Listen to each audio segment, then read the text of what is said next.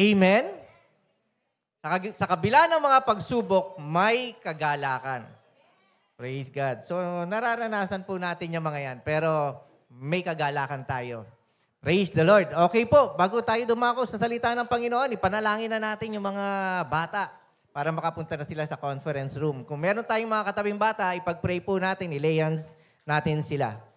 Lord, salamat sa buhay ng mga batang ito, Panginoon.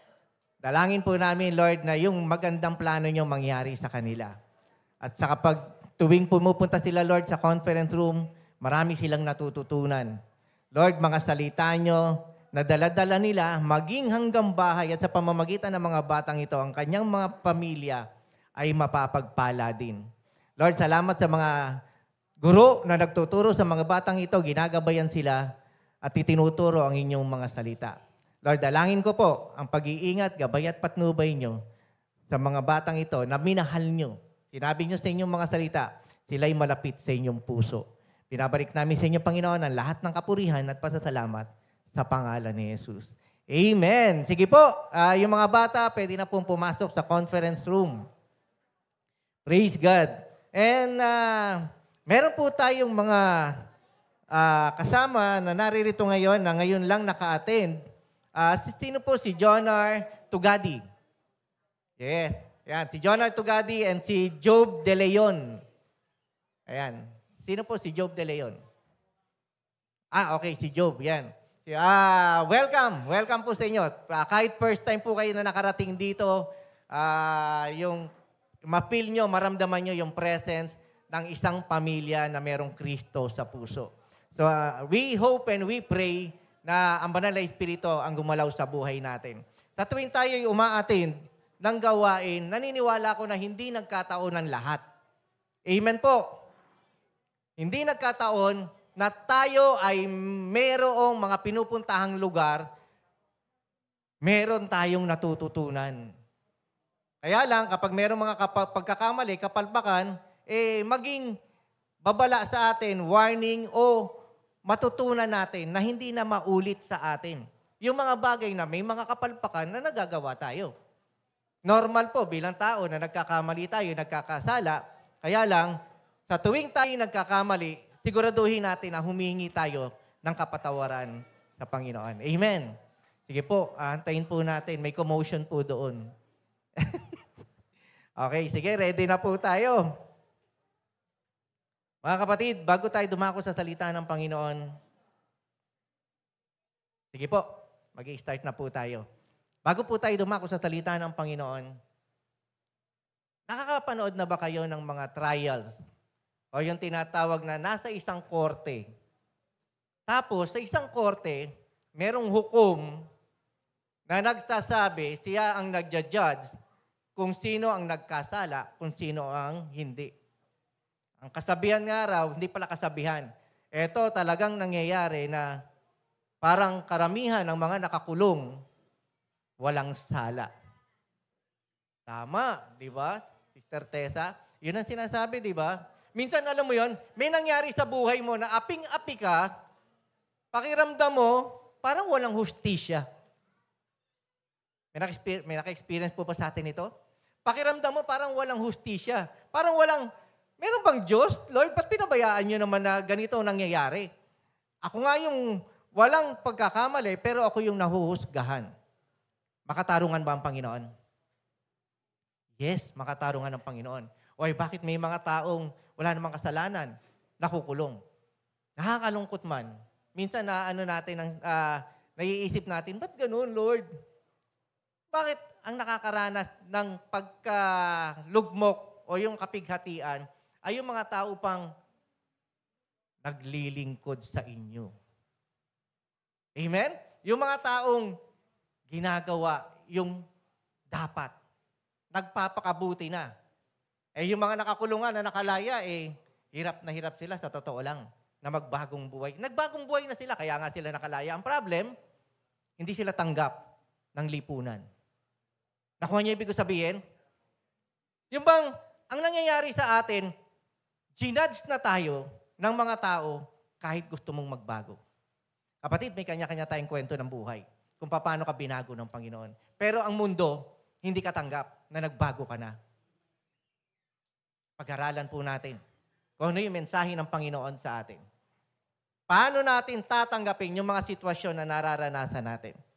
Sige po, buksan natin ang Bible natin sa Matthew chapter 25 verse 31 to 46. Matthew 25. So bago tayo magbasa ng salita ng Panginoon, pwede po magsitayo tayong lahat at manalangin po tayo. Mga kapatid, panalangin po natin si Pastor next for 1 week na medyo nahihirapan siyang huminga. So, ipanalangin natin ang kagalingan. Dahil walang imposible sa Panginoon. Amen po ba? Walang imposible sa Panginoon. So, yung mga bagay na sa atin mahirap, may magagawa ang Diyos. So, ang dalangin natin kay Pastor Next ay bigyan pa siya ng marami pang mga taon na makakasama natin sa gawain sa Panginoon, sa pagpupuri sa Panginoon, at yung kalooban niya mangyari sa kanyang buhay. Kalooban ng Panginoon. Sige po, manalangin po muna tayo. O Diyos na makapangyarihan sa lahat, nagpapasalamat po kami, Panginoon. Nagkakaisa kami na naririto ngayon, Lord, na may magagawa kayo sa buhay ng bawat isa sa amin. Panginoon, dalangin ko, Lord God, na ang aming mga puso at isipan ay maging matabang lupa, Lord, na matatama na ng inyong mga salita. Mga buto, Panginoon, na lalago. Sisibol, magiging magandang halaman, Panginoon. Puno, Lord God, na maraming mga bunga. Hindi kami magiging tagapakinig lang ng inyong mga salita. Lord, gagawin namin kung ano yung gusto nyo na ipagawa sa amin. Lord, dalangin po namin sa oras na ito si Pastor Negs, na inyong lingkod. Panginoon, dalangin po namin na kayo, Lord, ang siyang maging manggagamot niya. Lord, ang inyong mga salita mangyayari sa kanyang buhay. Lord, kayo ang healer niya. Kayo ang magbibigay, Panginoon, ng lahat ng kanyang pangangailangan sa oras na ito. Peace of mind, Lord God. Makakatulog siya na mahimbing, Lord God. Dalangin po namin, Panginoon, ang maayos at masiglang pangangatawan. Lord, at papalitan niyo, Panginoon, kung ano man yung puso niya na sinisira ng kaaway ng brand new heart, Lord God. Maraming pong salamat sa buhay ni Pastor Nick kung saan siya ay inyong lingkod na nagpapatuloy na naglilingkod sa inyo, O God. Father, we pray right now na naririto kami ngayon, hindi lamang si Pastor Next, maging ang mga kapatiran namin na may mga karamdaman. Masumpungan nila, Lord God, kung sino po ang totoong manggagamot. Ginagamit niyo po, Lord, ang mga doktor, ang mga medicines, Lord God, lahat ng mga aparatos, and yet, kayo ang totoong nagpapagaling sa amin. At kine-claim namin ito, Lord God, anumang aming karamdaman, we claim, Lord God, sa healing na ibinigay niyo sa amin. Lord, ngayon pa lang, Lord, alam ko ang inyong mga salita ang siyang magiging katagumpayan namin sa aming buhay. Lord, wawasakin ang inyong mga salita na aming matatanggap ang mga gawa ng kaaway sa buhay namin at sa pamilya namin. Salamat po, Panginoon. Ito ang aming dalangin sa pangalan ni Jesus. Amen. Praise God. Sige po, muli natin palakpakan ng Panginoon. Praise the Lord. Pwede na po tayong magsiupong lahat. And baka makalimutan ko lang, bago tayo dumako sa salita ng Panginoon, announcement po, bukas po ay merong pasok, March 11. So yung mga naghihintay na mag-announce na walang pasok, false alarm po. So kasi last year o sa mga, yung mga ano pa, actually ang Idil Fitr ay in-announce na walang pasok. So medyo nagano ang mga tao na walang pasok, bukas meron. Okay. So yung seminar na in-announce ni Pastor Next last week ay hindi po muna matutuloy. So, i-reschedule na lang po natin yung seminar na yon patungkol doon sa relationship natin sa Panginoon, ang pagiging born again. Amen po ba? Okay. Sige po. Sabi po rito sa verse 31, Matthew chapter 25, verse 31. Sige po, habang binabasa ko po ito, sabihin ko na sa inyo yung title. Napapanahon na, actually. Kailangan nating paghandaan ang buhay natin sa Panginoon.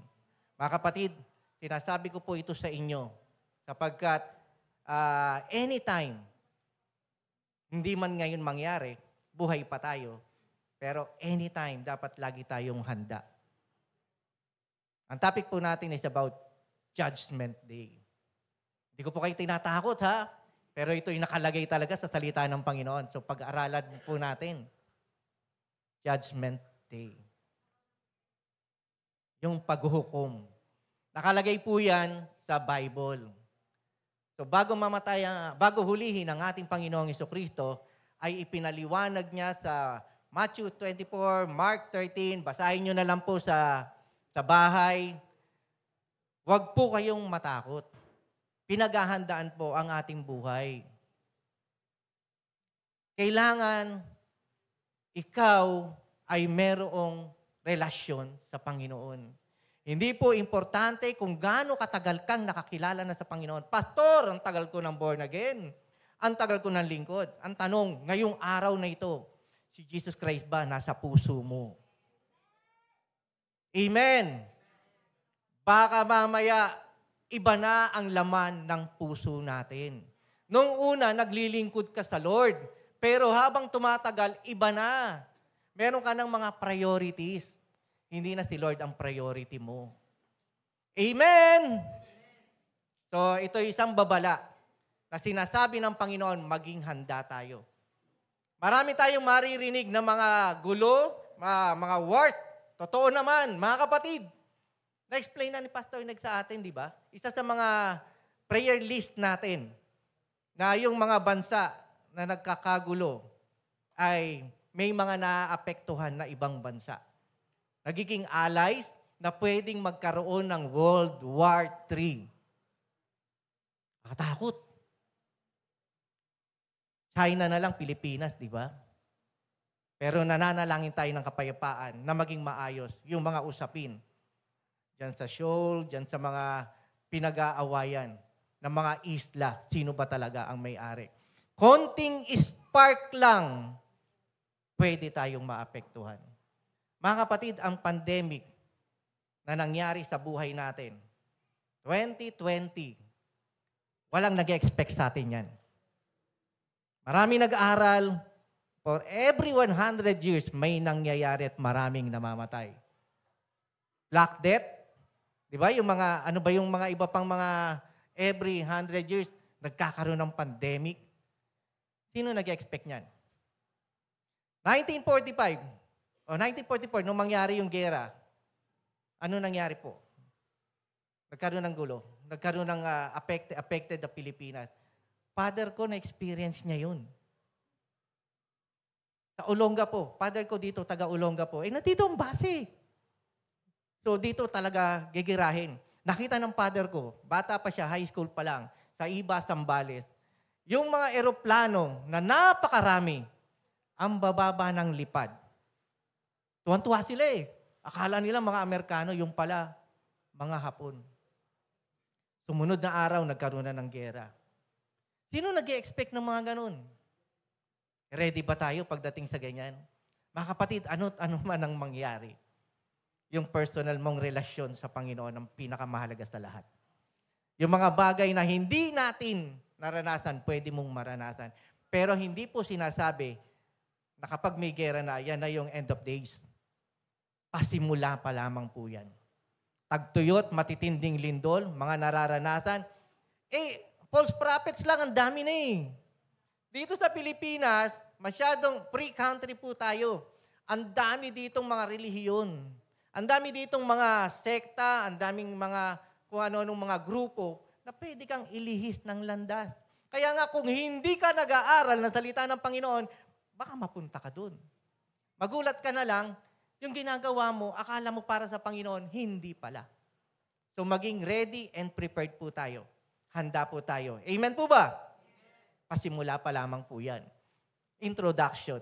Okay, basahin po natin ang Matthew chapter 25, verse 31. Sa 31 po tayo mag-umpisa. Matthew 25, 31. Okay po. Sabi rito, pagdating ng anak ng tao bilang hari, kasama ang lahat ng anghel, uupo siya sa kanyang trono ng kaluwalhatian. So ito na po yung pagdating ng Panginoon. Ng second coming, sa muling pagbabalik ng Panginoon. Uupo siya sa kanyang trono ng kaluwalhatian, kasama ng lahat ng mga anghel. 32, verse 32. May tanong ako, bago natin ituloy. Sino na po ang nakabasa sa Bible patungkol sa ganitong mga topic? Praise God, marami na nakabasa. Huwag po kayong matakot, basahin nyo. Kasi mangyayari po yan eh. Hindi nyo po maiiwasan yan. Mangyayari po talaga yan. 32, titipunin naman sa harapan niya ang lahat ng tao. At halimbawa ako si Jesus Christ na nakaupo sa trono. At sila'y kanyang pagbubukod-bukurin. Tulad ng ginagawa ng pastol sa mga tupa at mga kambing. So bilang pastol, meron akong mga kawan, may mga tupa at kambing. Next verse. Inilalagay nito sa kanyang kanan ang mga tupa. At sa kaliwa naman ang mga kambing. Pahay ba kayong kambing? Siyempre hindi, no? Pero sample lang naman yan. Example. Dito sa kanan ng tupa, dito ang kambing. Ganyan tayo hihiwalay ng Panginoon pagdating ng paghukom. Kaya verse 34, kaya't sasabihin ng hari sa mga nasa kanan niya, halika kayo mga pinagpala ng aking Ama. Pumasok kayo at tanggapin ang kahariang inihanda para sa inyo mula pa ng likhain ang daigdig.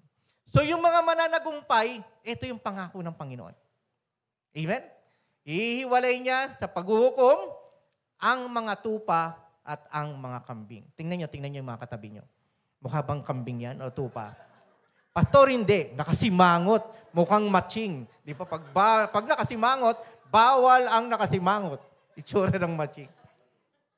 Ayan. Dapat maging mukhang tupa tayo. Pastor, mukhang tupa nga. Balbon eh. Balbon. Hindi, Pastor. Ayan, kambing nga. Kambing talaga kasi merong balbat dito. May balbas. Ay, konting kaalaman lang po bago tayo manuli. Ayon sa kaalaman, according kay Kuya Kim, ang mga, etong mga nauso yung balbas na yan, ang tawag dyan ay goatee. G-O-A-T-I. Di ba napapansin nyo sa mga lalaki, merong mga yan ang tinatawag na Ngayon, pag tumataas siya, ang tawag na dyan, bigoatee. O yan, di ba? Ito ay goatee, ito bigoatee na, bigoatee. Okay. Konting kaalaman lamang po yan, ayon kay Kuya Kim. Kaya ang buhay ay weather lang. Praise God. So sabi rito, wag naman tayong mapasama doon sa hiniwalay na katulad ng isang kambing. Dapat tayo ay maamo katulad ng tupa na ang gantipala ay ating matatanggap. Amen po ba? Sino po ang nalulugod na mangyayari yon sa buhay natin na makakasama natin ng Panginoon? Amen. Sige nga po, palakpakan natin ang Panginoon. Kaya nga, sa tuwing may magme-message, huwag tutulog-tulog. Dapat laging handa. Amen. Gusto ko, naalala ko nga yung sa YouTube, meron ako napanood Nung may tutulog-tulog, na-videohan ng media Tapos nakapost dito, kitang-kitang natutulog, di ba? Sabi, ikaw talaga, pati ako kinuhanan mo. Di ba? Huwag naman mangyari sa atin natutulog-tulog tayo sa pansitan. Kasi may nagsabi na pastor, na sino gusto makapunta ng heaven? Amen! Sino gusto pupunta ng impyerno? Yung natutulog? Amen! O, diba? Natutulog So, lahat ng mga sumisigaw naging amen, pati pagpunta ng impyerno, amen! Kaya wag po tayong tutulog-tulog sa pansitan. Dahil kapag hindi handa ang isang tao, doon dumarating ang Panginoon.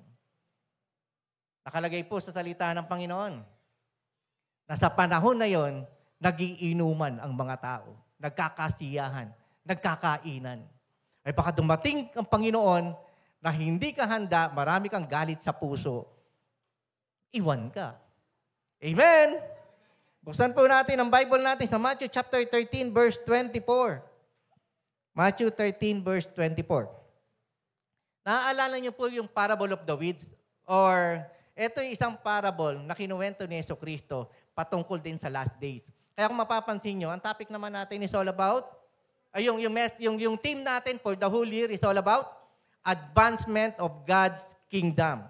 So ito po ang kaharian na Panginoon na ating madaratnan.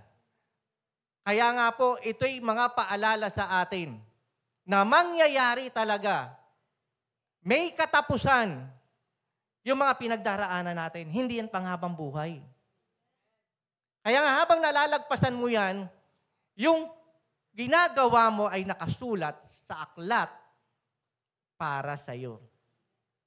Mababasa po natin yan mamaya, yung verse na yan, kung anong aklat ang nakasulat.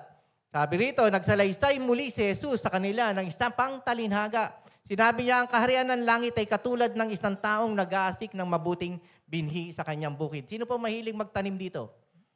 Mapapansin nyo, karamihan ng talinhaga na sinasabi ng Panginoon, puro sa paghahalaman. So merong farmer na nagtanim ng binhi sa kanyang bukid. Next verse. Isang gabi, habang natutulog ang mga tao, dumating ang kanyang kaaway. Nagasig ng mapanirang damo at triguhan at saka umalis. Siguro sabi ng kaaway, masyadong nananagana to kapag may mga pananim, ang daming ani Sige, magtanim ka. Tataniman ko din yan ng ibang binhi. Siyempre, inggitero ang kaaway, di ba? Yung alam mo yan, kapag may bunga ka, lumalago ka sa pananampalataya mo, parang dumadami yung nagre-react sa'yo. Merong sinasabi sa'yo na hindi naman totoo, pero gumagawa ng kwento. And that is chismis. May nagtanong sa akin tungkol sa chismis. Ano ba ang chismis? Pag nagkwento ka ba, chismis na yan? Ang chismis ay isang bagay na hindi totoo, pero kinukwento mo sa iba.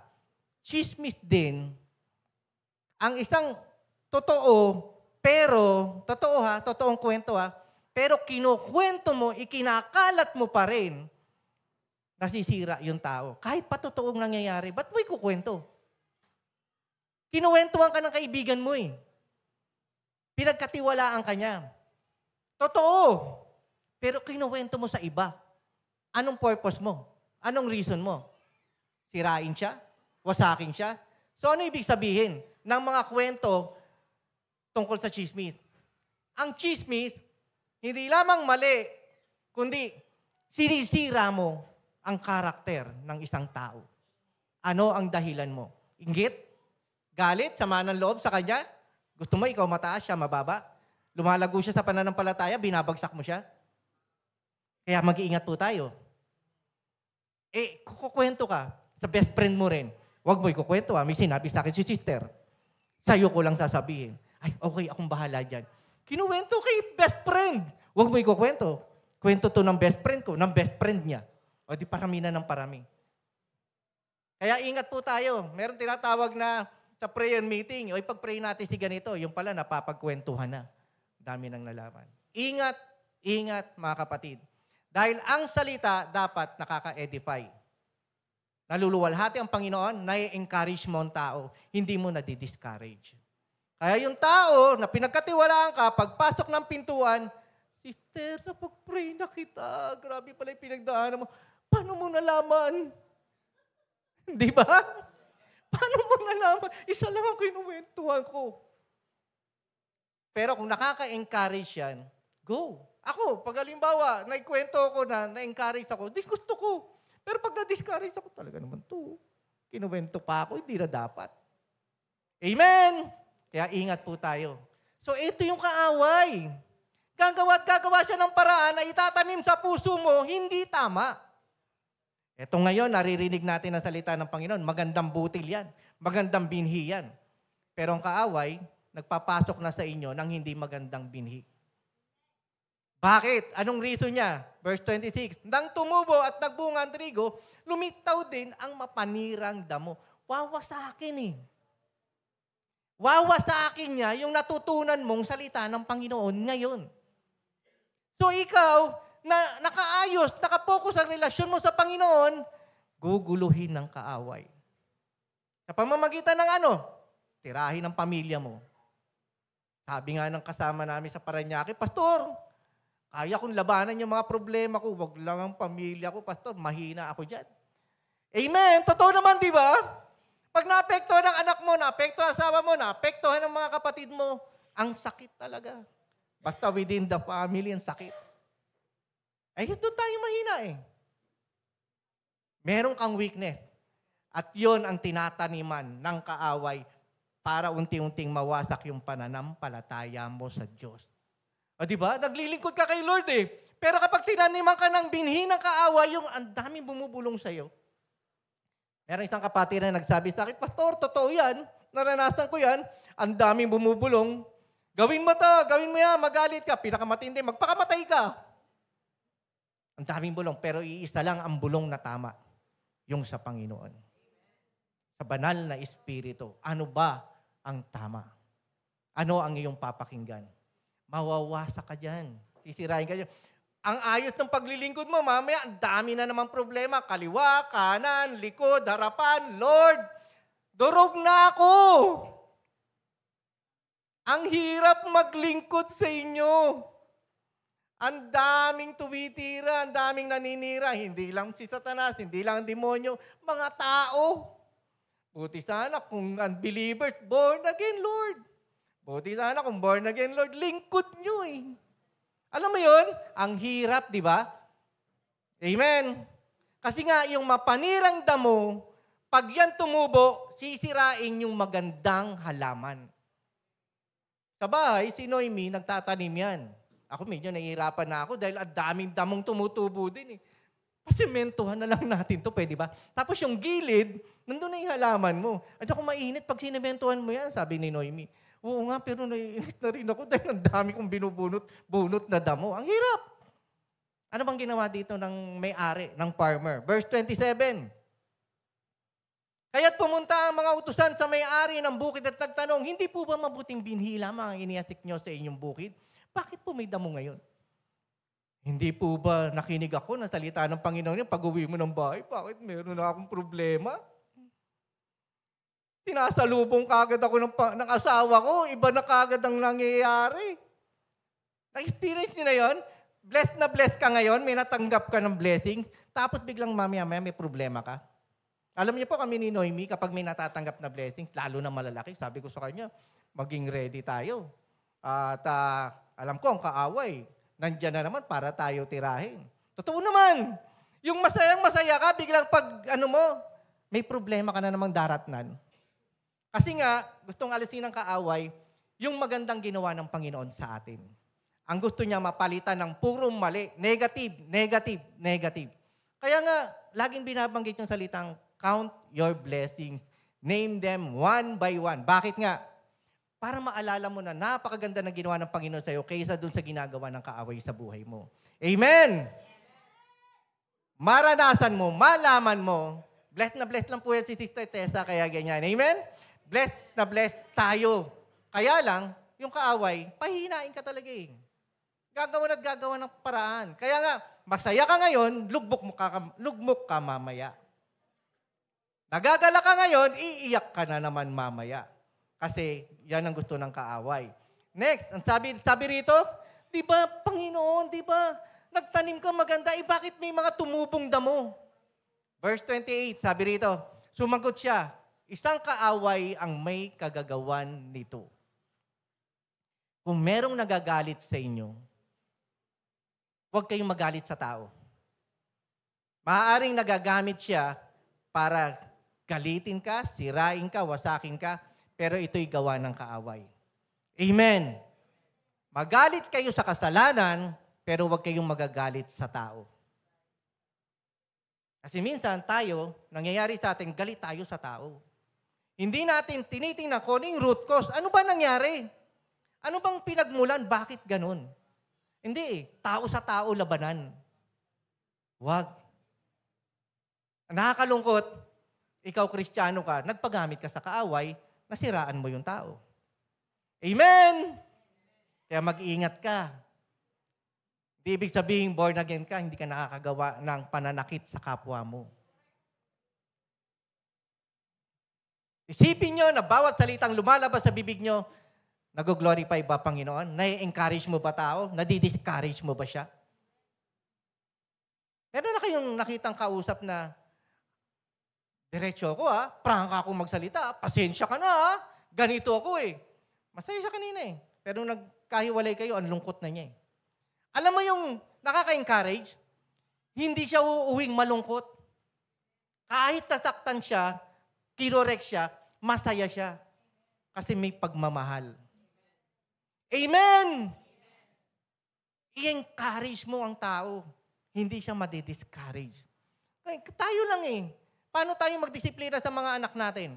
Napapalayo ba yung loob ng anak natin sa atin dahil paano tayo magdisiplina? Natatakot ba sila? Ay, minsan nangyari nga sa mga anak namin yan na, natatakot ako kasi mababa grades ko, baka mamaya magalit si daddy, magalit si mommy.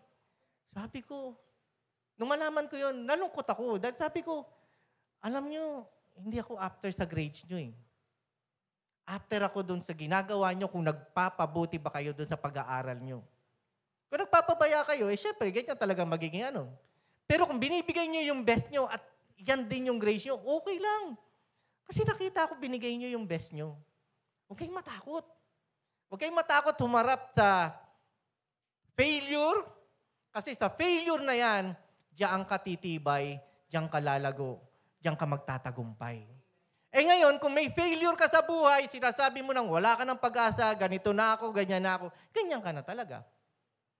Kaya pag sinabi mong anak mong bobo, ang isip niya, bobo siya. Ganito ako sabi ng magulang ko, bobo ako di bobo na ako. Kaya depende yan sa lumalabas sa bibig natin, kung nakaka-encourage ba tayo o nakaka-discourage ng kapwa natin. Huwag kang magalit sa tao.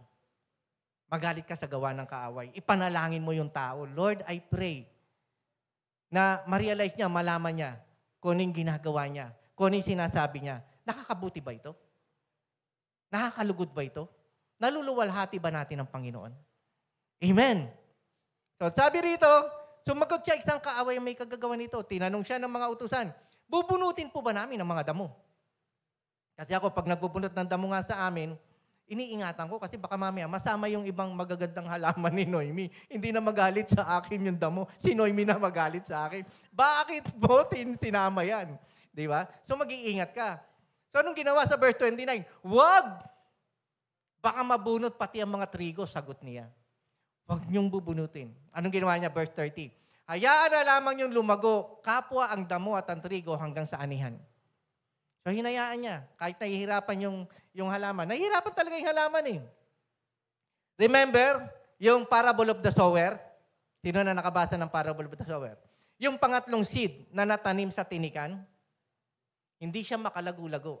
Kasi nga, may mga tinik na susugatan yung halaman. Ano yung mga tinik na yun? Yung mga worries, pag-aalala sa buhay, tungkol sa pera, yung kayamanan niya, lahat ng mga bagay na hindi siya makalago-lago sa pananampalataya niya. Pangatlong seed po yan. Lumago siya, pero nasusugatan siya. Pero eto, kung makikita natin ito, hinayaan, inalaw ng Panginoon na sabay na lumago. Ano nangyari? Pag-aani, sasabihin ko sa mga tagapag-aani, ipunin muna ninyo ang mga damo at inyong pagbikis-bikisin at saka sunugin. So kasama natin yung damo. Tignan nyo yung mga katabi nyo, mukha bang damo? Pastor, nagpariband, hindi naman damo, nagpariband. Di ba? Hindi naman nakataas ang buhok, pastor. Nagpariband. Ayan. Di ba? Huwag tayong maging damo. Pagkatapos, ipunin naman ninyo ang trigo sa aking kamalig. Maging trigo tayo. Na pag sineparate niya sa takdang panahon, nandun tayo sa kanan at tatanggapin natin yung gantimpala na inilaan para sa atin. Amen! So habang lumalago ang halaman, kasama niya ang damong mapanira. Sakit. Pastor naman. Ibig sabihin, napakatagal na panahon, nakasama ko siya. Sinisiraan ako. Huwag ka naman magturo ng ganyan. Pagturo mo, mas marami sa'yo. Baka mamaya, yung naririnig mong kwento, totoo naman pala. Baguhin mo. Check mo yung sarili mo. Bakit? Birin mo Pastor, galit na ako, Pastor. Bakit? Sinisiraan ako nito. Ano sinasabi sa'yo? Ganito daw ako, ganyan. Pastor, lumapit na naman siya. Pastor, galit na naman ako. Bakit? Sinisiraan ako ng ganyan. Ano sabi niya? Ganon din yung ugali ko. Abay, lahat sila halos ganon na sinasabi sa'yo Baka nga, ganon yung ugali mo na dapat mabago. Alam mo, masakit Ang hirap tanggapin. Pero bago ka mag-pinpoint sa ibang tao, check mo muna sarili mo. Baka nga, may mali ako. Amen! Baka nga hindi ganon ang pakikisama ko sa kanila. Actually, maayos lang naman yung sinabi sa'yo Di pa lala ng palala. Kasi nga, nagiging sensitive ka. Yung pinapakita sa'yo, yung tinuturo sa'yo, hindi mo matanggap. Sino po yung napakahirap tumanggap dito ng correction? Alam niyo, pag hindi tayo tumatanggap ng correction, pride yan, pride. Pwede na natin kainin ng fried chicken ngayon. Lunukin mo na lang. Pride po yan. Pag mahirap, pag masakit, tanggapin natin kung tama at isa ikaaayos natin. Amen po ba? Yan po ang salita ng Panginoon. At para yan, sa ikabubuti natin at maabot natin sa finish line na tayo ay mananagumpay. Ilang beses ko na pong naipakita sa inyo yung mga video patungkol sa running the race. Hindi importante na second ka lang, third, o hindi ka nanalo. Sa marathon race, pinagtatagumpayan na ikaw ang finish. Ikaw ang unang maka-finish line doon sa finish line makapunta. Pero sa buhay Kristiyano, ang pinaka-importante, narating mo ang finish line. Daming pagsubok, mabagal, dahan-dahan, pero nakarating ka. Kaysa naman, ang bilis mo, nasa 3/4 na, 1/4 na lang, finish line na, bumalik ka pa sa dati. Amen! Kaya nga dyan natin masasabi yung mga nahuhuli, nauuna, at yung mga nauuna, nahuhuli. Pansinin nyo, mayroong mga bago sa atin, lumalago sa pananampalataya. Kayo ang tagal na. Napunta kayo sa sulok. Abay, bakit ganun? Check mo. Magbalik ka, manumbalik ka sa Panginoon. Yung dati mong ginagawa, yung init ng pag-ibig mo, i-check mo. Balik ka kay Lord. Kalimutan mo yung nakaraan. Kasi, pastor, okay na Kaya lang, ganito Huwag mo nang intindihin yun. Kanino ka ba naglilingkod? Kay pastor? Sa leader? Sa tao? O sa Panginoon? Sa Panginoon ka magpatuloy. Pastor, ang sakit, ang hirap. Yung nakakaranas dito ng parang paulit-ulit na lang. Minsan parang naiisip ko, lagi may anniversary. Alam mo yun? Tatawing anniversary. 1 taon nakalipas, ang saya mo na, bumabalik na naman. Baka nga yung mga iba nagsiselebrate ng mansari. Buwan-buwan na lang, Lord. Umuulit yung problema ko. Celebrate mo, bilan mo ng cake. Ba't ka bumili ng cake? Bumabalik yung problema ko. Grabe, no? Tapos yung cake na inana mo, talagang wasak-wasak ang itsura. Hindi maganda tingnan. Ba't ganyan itsura ng cake mo? Wasak din buhay ko ngayon Ano pakialam nyo? Mga kapatid, ganyan ang buhay talaga natin. Kasama natin ang masamang damo sa paglago natin sa pananampalataya. Kasi darating ang panahon sa bandang huli. Ihiwalay niya ang masamang damo at yung mga tribo. Pagsasama-samahin niya at makakapasok sa kanyang kaharian. Sino pong gustong pumunta sa kaharian ng Diyos? So, laging maging aware tayo sa sitwasyon na nangyayari sa atin. Hindi tao ang kalaban natin. Kailangan nating mapanagumpayan yan. Amen po ba? Alam niyo po, itong kwento na to, hindi naintindihan ng mga disciples niya. Siguro kahit naman tayo Sino nagsabi rito na, Lord, sana nandun ako nung nabuhay kayo, sana kasama ko kayo, nakita ko yung mga miracle. Sino may gustong ganon? Nakasama niyo si Jesus Christ. Amen? Kaya lang, ingat baka mamaya kayo yung magsalita ng, ipako siya sa krus! Ay, totoo yun! Si Peter nga lang, tinakwil siya, di ba? 3 times. Talagang mamatay man ako, pex man. Hindi ko siya kilala. Talagang nagano siya, pangako! Ano nangyari? Tinatuan niya si Jesucristo. So baka mamaya ganun mangyari sa atin.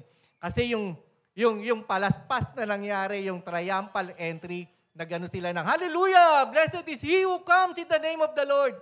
Siya ring mga sumigaw ng, ipako siya sa krus. Alam nyo, blessed tayo na nabubuhay ngayon. Bakit? Hindi natin naranasan yan. Baka mamaya makasama pa tayo sa mga Pariseo na binayaran. Naalala ko yung Bible study last Thursday, di ba? Naging topic ni Pastora Estela yan.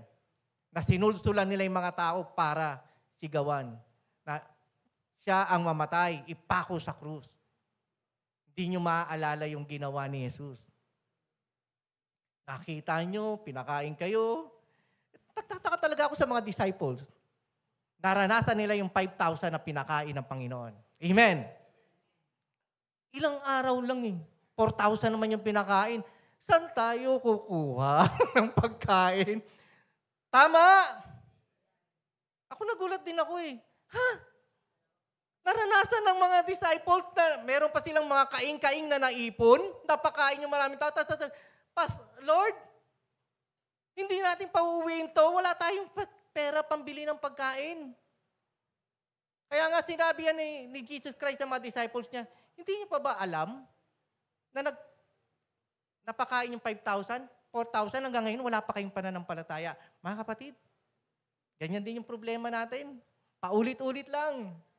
Pag sinabi mo na, Lord, may problema na naman ako, ano sasabihin sa'yo ni Lord? Magtiwala ka, anak. Bigay mo sa akin yung problema mo, yung pagsubok mo. Nasa akin ang kapahingahan. Amen po ba? May problema na naman, Lord, may problema na naman ako. Magtiwala ka, anak. Parehong sasabihin sa'yo ng Lord eh. Kaya lang ikaw, paulit-ulit ka rin. Paulit-ulit mong sinasabi. Eto, alam mo, marami ng talinhagan sinasabi ang Panginoon, hindi pa rin nilang maintindihan ang sinasabi ni Jesus Christ. Sinabi na rin ito ni Pastor Next, ha? Mga kapatid, bakit talinhaga madalas na kinukwento ng ating Panginoon Jesucristo? Ang talinhaga ay pinapaalam sa atin ng banal na Espiritu sa mga may tainga na nakakarinig ng kanyang salita. Ngayon, kung ikaw ay malayo sa Panginoon, hindi mo maiintindihan ang salita ng Panginoon. Kaya nga kapatid, kung ikaw ay nagbabasa ng Bible at hindi mo naiintindihan, pray for wisdom na ang Panginoon ang magbigay sa iyo ng pangunawa para maintindihan mo yan. Hindi po ako exempted sa ganyan. Noon, naranasan ko yan, Lord, hindi pumapasok yung message nyo sa tuwing ako'y magbabasa ng Bible. Bakit, Panginoon? Sabi ko, Lord, I pray for wisdom. Alam mo, pagkatapos kong mag-pray, nung nagbasa ako, grabe yung revelation ng Panginoon sa akin. So, ibig sabihin, hindi mo karunungan. Basahin mo ng basahin ang salita ng Panginoon, hindi mo yan maintindihan unless ang banal na Espiritu magbigay sa iyo ng revelation. At ulitin mo man yan, iba-ibang revelations ang bibigay sa iyo ng Lord. Diba? Si Pastor Next may experience. Si TJ, yung anak ko, sabi niya, Daddy, naikwento ni Pastor Next, John 3:16. Ang dami niyang topic sa John 3:16. Ano ba John 3:16?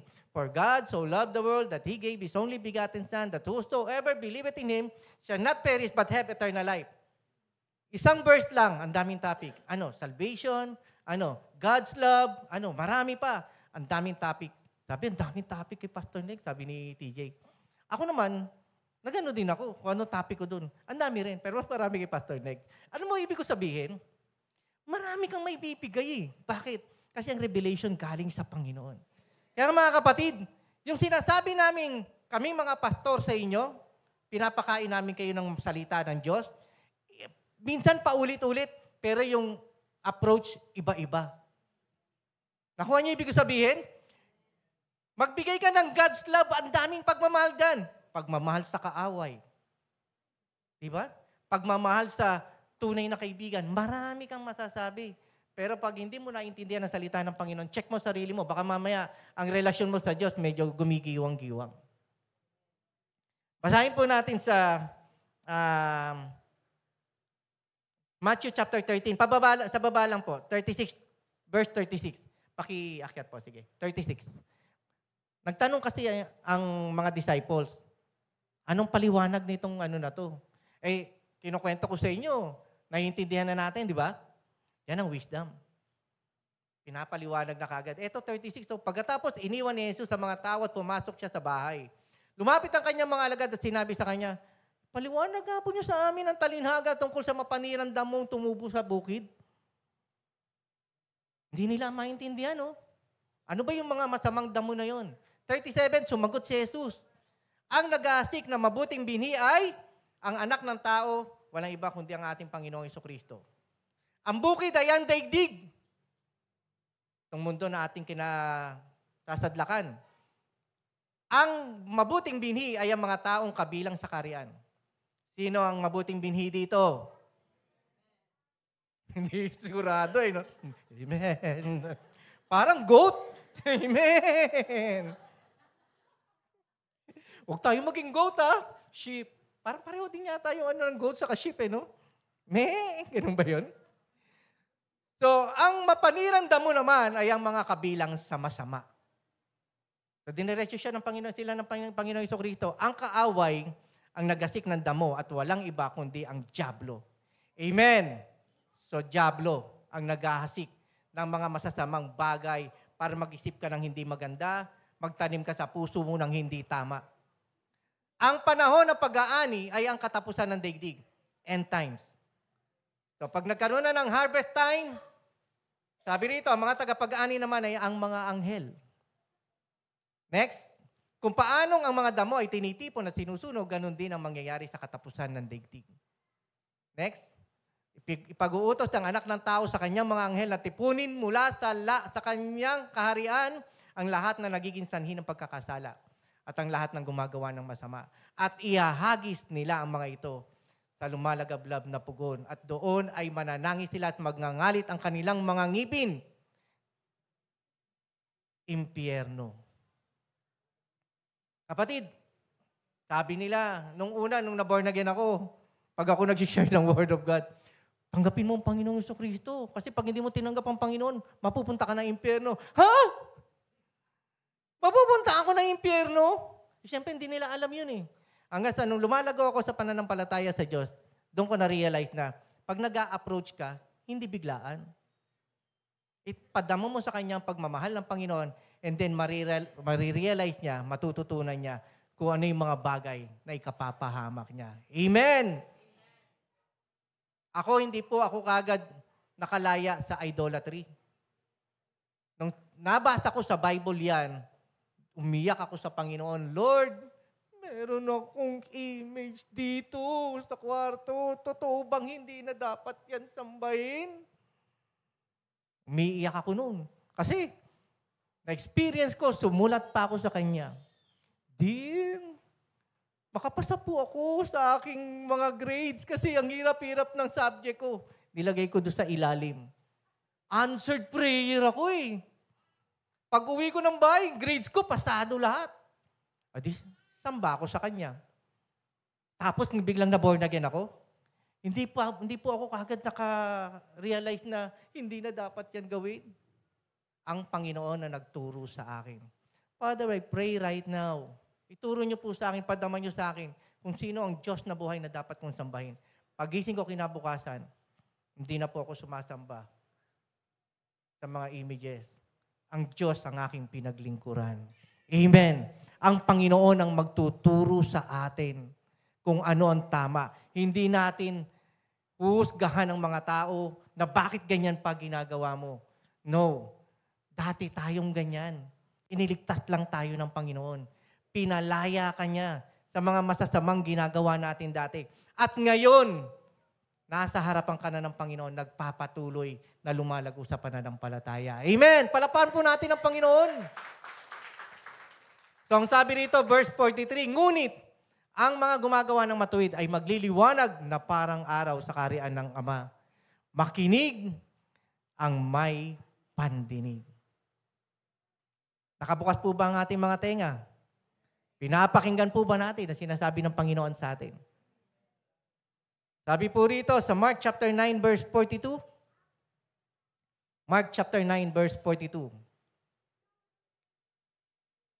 Mabuti pa ang isang tao ang siya'y bitinan sa leeg ng isang malaking gilingang bato at itapon sa dagat kaysa maging sanhi ng pagkakasala ng isa sa maliliit na ito na nananalig sa atin.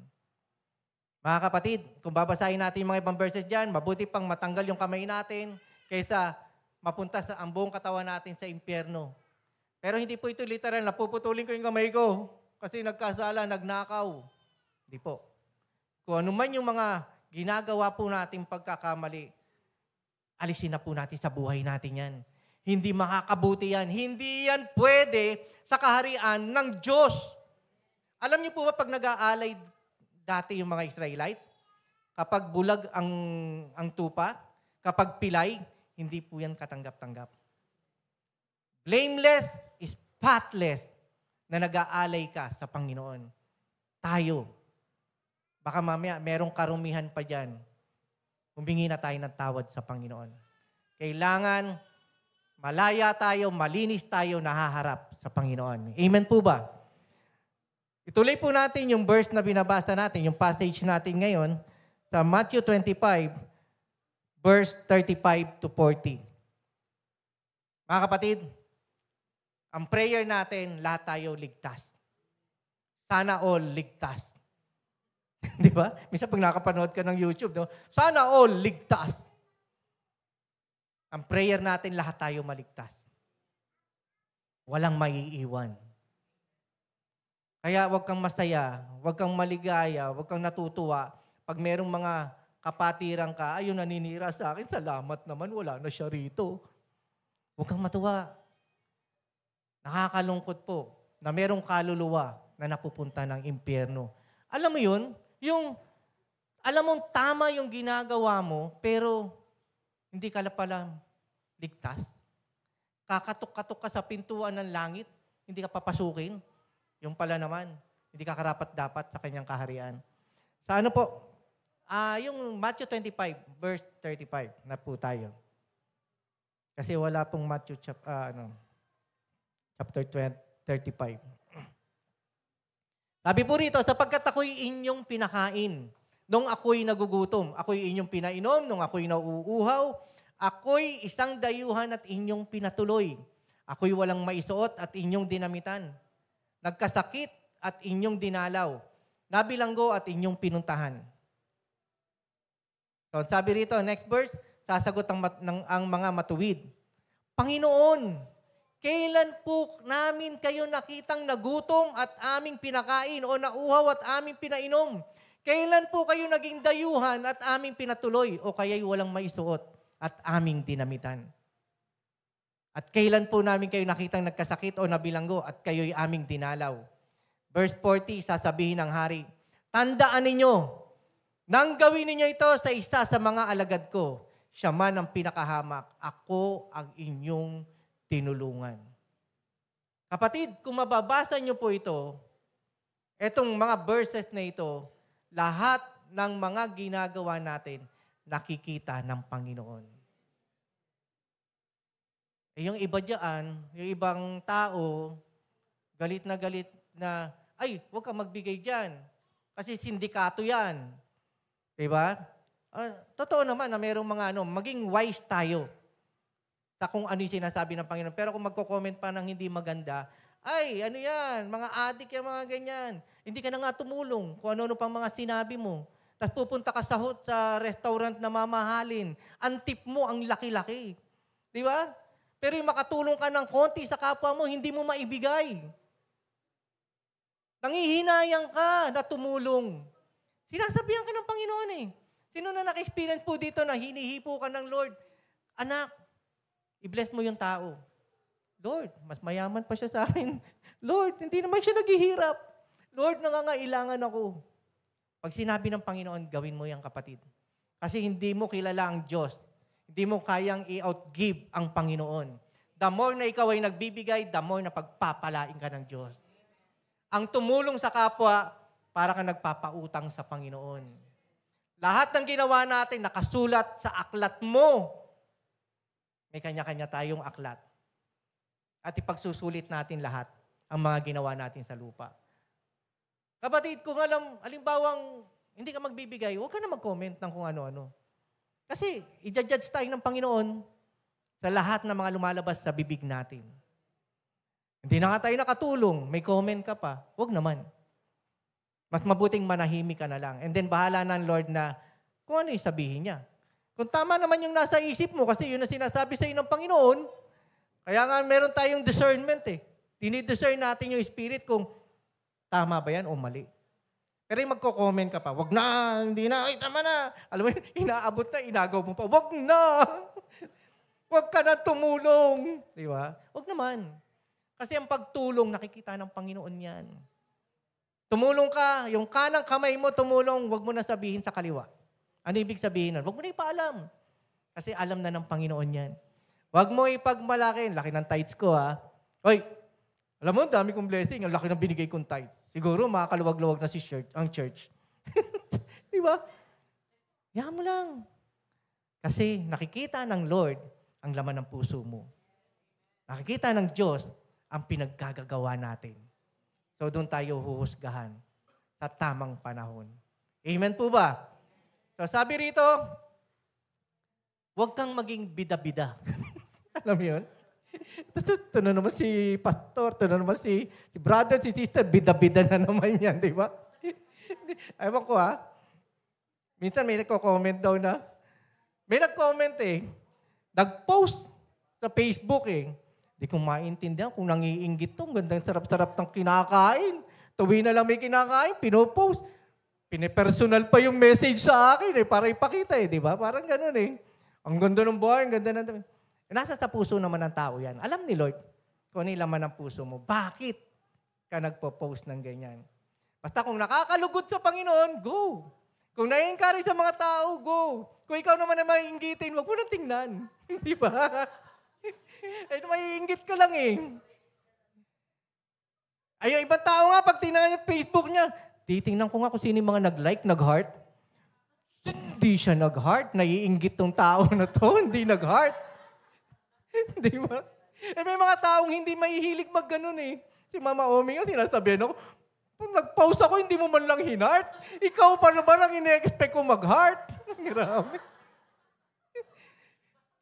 Hindi rin kasi ako masyado, minsan nag-heart talaga ako Pero kung wala man, huwag kayong manghina. Ilan lang yung nag-like. 3 lang. Magulang ko, saka ako. Pati ikaw yung pinost mo, hinart mo Hindi ba? Ikaw na nag-post, ikaw pa nag-heart. At ikaw pa nag-share. Huwag tayong bida-bida. Pag gumawa tayo, tumulong tayo. Tinutulungan natin yan sapagkat sinabi ng Lord sa atin. Saka bunga yan Bunga ng Espiritu yan. Normal yan na lalabas sa'yo na ikaw ay matulungin. Ikaw ay nagpapala. Ikaw ay nagbibigay. Hindi ikaw yung nangungutang. Amen! Hindi ikaw ang nahuhuli, ikaw ang laging nauuna. Amen! Palakpakan natin ang Panginoon. Hindi ikaw yung mayabang, ikaw yung nagpapakumbaba. Wala kang pagmamayabang sa Diyos, wala tayong pagmamayabang sa Diyos. Yung tinutulong natin, ginagawa natin yan dahil bunga ng Espiritu na nasa sa atin. Ang dami mo ang gifts. Gifts of the Holy Spirit, nasa iyo na lahat. Pero wala kang pag-ibig. Mas magandang may fruit of the Spirit. Amen! Yan ang iano natin sa Diyos. Para pagdating sa bandang wala Judgment Day, hindi ka kakaba-kaba, Lord. Nanginginig ako. Parang exam. Kaharap na ako. Sa inyo, saan ako mapupunta? Panginoon, sana ang kamay mo lahat kanan. Walang kaliwa. Ba't ka kinakabahan? Kasi nga, alam mo yung sarili mo na meron ka pang hindi pinapatawad sa puso mo. Alam mo yung sarili mo, hanggang ngayon, hindi ka pa nagtatagumpay dyan. Yung problema mo, nararanasan mo yan. Kaya pagdating ng pagsusulit, kabado ka. Kapag ikaw ay nag-exam ng estudyante ka at hindi ka nag-aral, kakabahan ka talaga. Amen! Alam mo, may pagkanoti din ako nung nag-aaral ako. Pareho, meron akong best friend, born again din siya. Magaling. Nakwento ko na to sa inyo Matalino siya. Hindi ko siya, malagpas-lagpasan talaga. Sabi ko, grabe, kahit mag-aaral ako na mag-aaral, ang galing pa rin niya. Pero one time, sabi ng professor namin, may exam tomorrow. Hindi ko sinabi sa kanya na may exam kami bukas. So ako talagang aral talaga ako. Aral ng gabi. Malalagpasan ko na to. Nag-exam kami. Mataas pa rin ang grades niya sa akin. Alam mo bakit? Kasi nung pagkapasok namin sa klase, kinabahan siya. Sabi niya, David, hindi mo sinabi, may exam pala tayo. Ay, nakalimutan ko sabihin sa'yo. Nagpaano pa ako nakalimutan ko sabihin sa'yo. Tapos, biglang, noon pa naman yun. Tapos, biglang, nag-pray siya.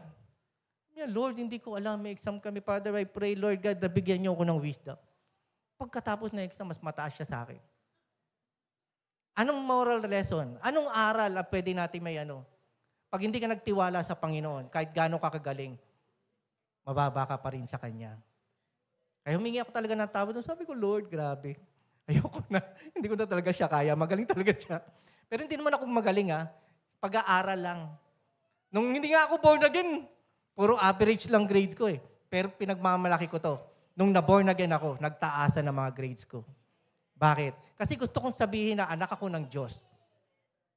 Yung excellency dapat nasa akin.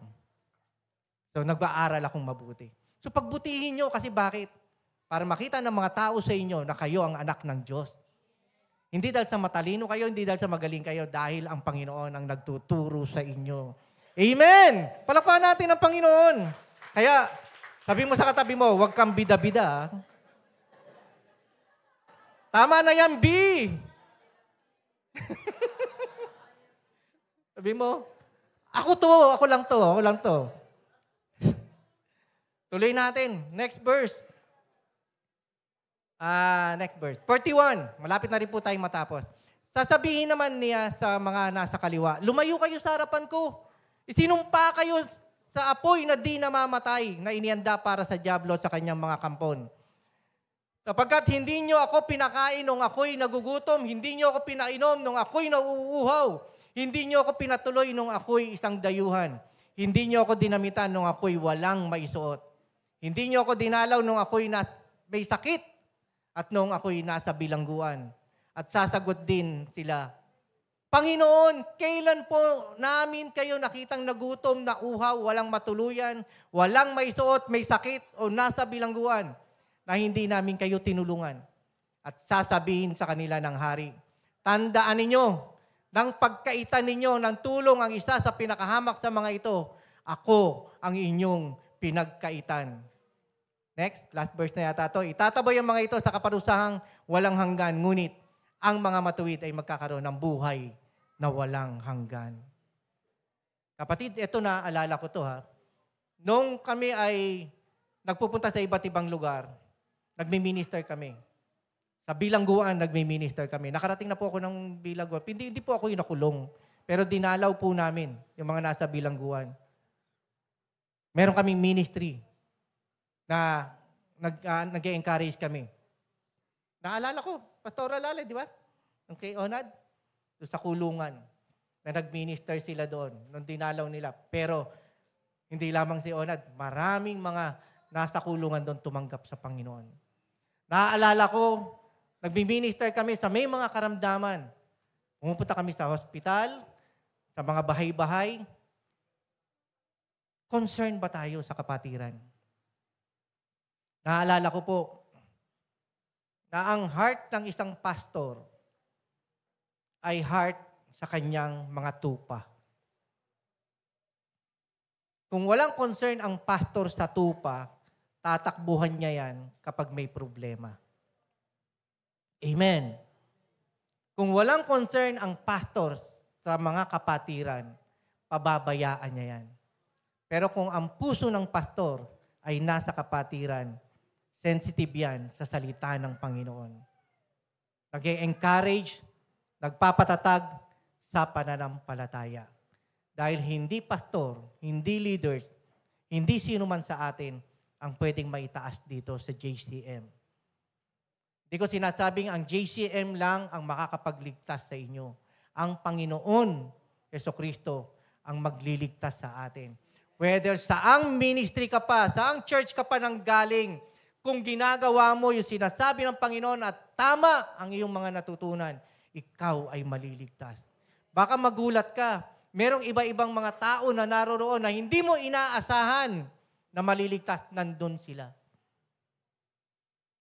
Mga kapatid, iba yung galaw ng Panginoon. Maging sensitive tayo sa banal ng Espiritu. Amen po ba? Ang sabi po rito, pasadahan ko na lang po, Hebrews 9:27. Sino pong pinagpala ng Panginoon dito? Sino pong handa sa pagdating ng Panginoon? Ang buhay ng isang tao ay isang beses lamang, isang beses din siya mamamatay. Walang tinatawag na reincarnation. Na ikaw ay nabuhay, namatay, at mapupunta ka sa isang baby, panibagong buhay. Hindi po totoo. Yung ibang paniniwala, pag ikaw ay namatay, sa susunod na buhay mo, isa ka ng langaw. Nandun ka na. May ganong katuruan, mga kapatid. Pag napatay ka na ng patay ng langaw, patay ka na uli. Lumipat ka doon sa dragon para mas maano-ano ka, matibay-tibay. Hindi po totoo yan. Ang buhay natin after death, judgment. Itinakda sa mga tao na sila'y minsang mamatay pagkatapos ay ang paghuhukom. Haharap po tayo sa Panginoon. Next verse, Romans 14:12. Kung meron kayong mga ballpen, isulat nyo po yan, pag-aralan nyo po yan sa bahay. Para malaman nyo kung tama ba si Pastor Dave sa sinasabi niya. At sa mga ibang pastor na nag-share ng Word of God. Kaya pananagutan natin sa Diyos sa mga bagay na ating ginagawa. Whether masama o mabuti, pananagutan natin yan sa Panginoon. Siyempre, kung mabuting ginagawa natin, makapunta tayo sa kanyang kaharian. Kung masama, sa impyerno ang bagsak. Next, sabi rito, Ecclesiastes chapter 12, verse 14. Ecclesiastes 12, verse 14. Lahat ng gawin natin, hayagman o lihim, mabuti o masama, ay pagsusulit natin sa Diyos. Walang lihim na hindi na ibubunyag. Itago mo pa yan. Pagdating mo sa harapan ng Panginoon, lahat yan nakabukas sa Kanya. Amen!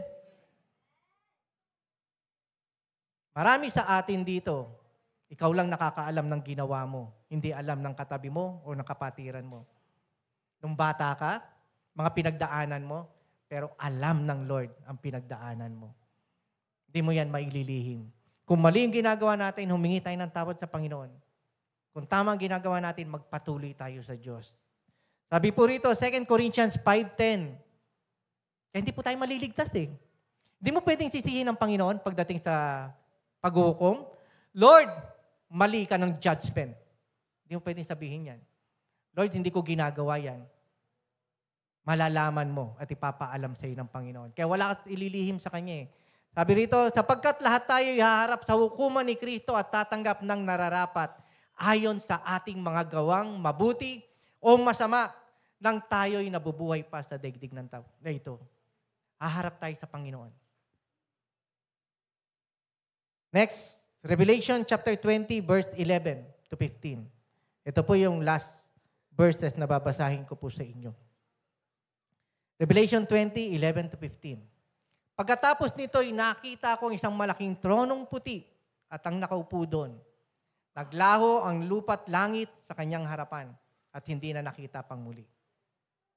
Nakita kong nakatayo sa harapan ng trono ang mga namatay, maging dakila at hamak at binuksan ang mga aklat. Binuksan ang isa pang aklat, ang aklat ng buhay. So maraming mga aklat na naroroon, bawat isa sa atin ay may aklat.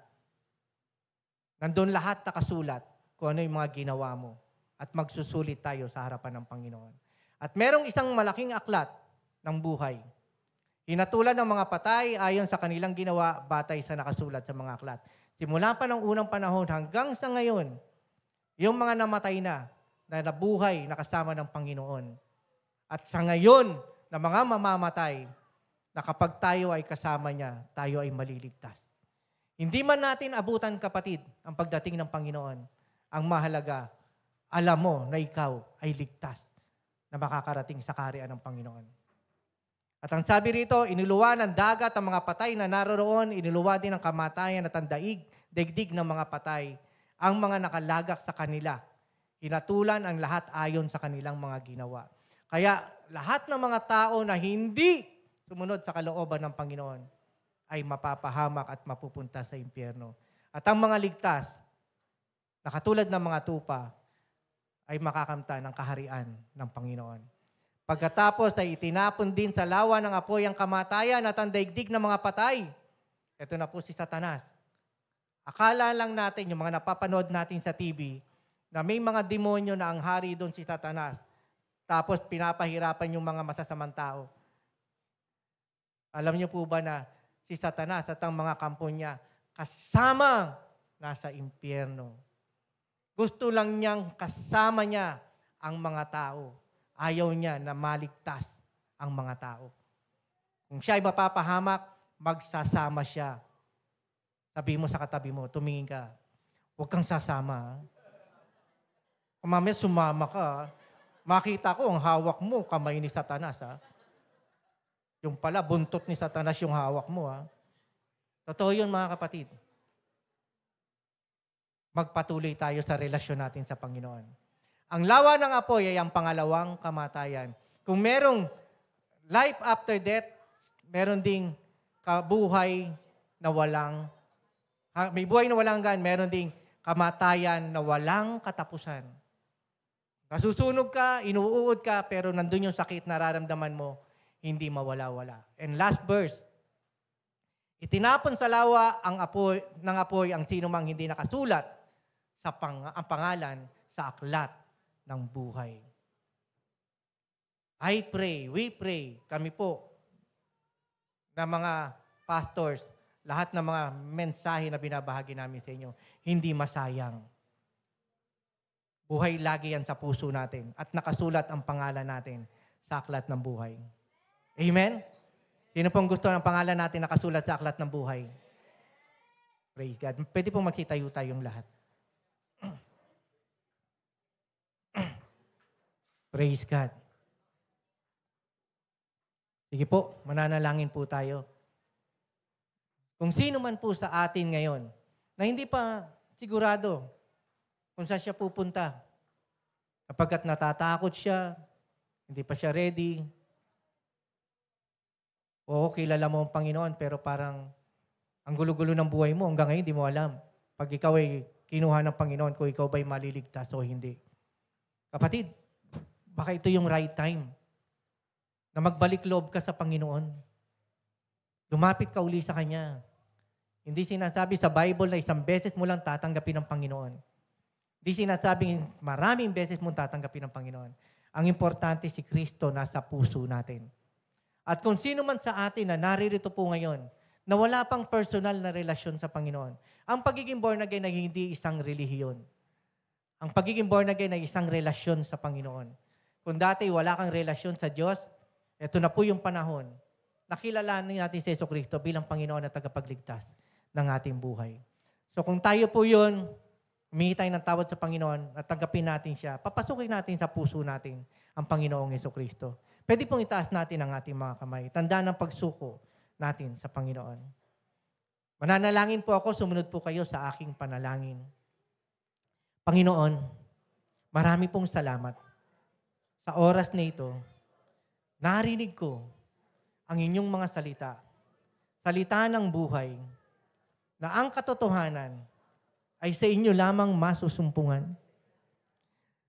Nakita ko ang sarili ko na walang halaga sa inyong harapan sapagkat ang dami kong kasalanan. Pero sinabi niyo, Panginoon, may halaga ka sa akin. Mahal kita. Namatay ako para sa iyo. Kaya nga, Panginoon, nagpapasalamat ako. Nakita ko yung pag-ibig niyo sa akin. Isang taong makasalanan, pero handa niyong patawarin. Panginoong Jesucristo, salamat po. Kayo ay namatay sa krus ng Kalbaryo para sa aking mga kasalanan, para sa kagalingan sa aking mga karamdaman, at para mabigyan ako ng buhay na walang hanggan. Binubuksan ko ang pintuan ng aking puso. Pumasok po kayo. Tinatanggap ko kayo bilang aking Panginoon at tagapagligtas.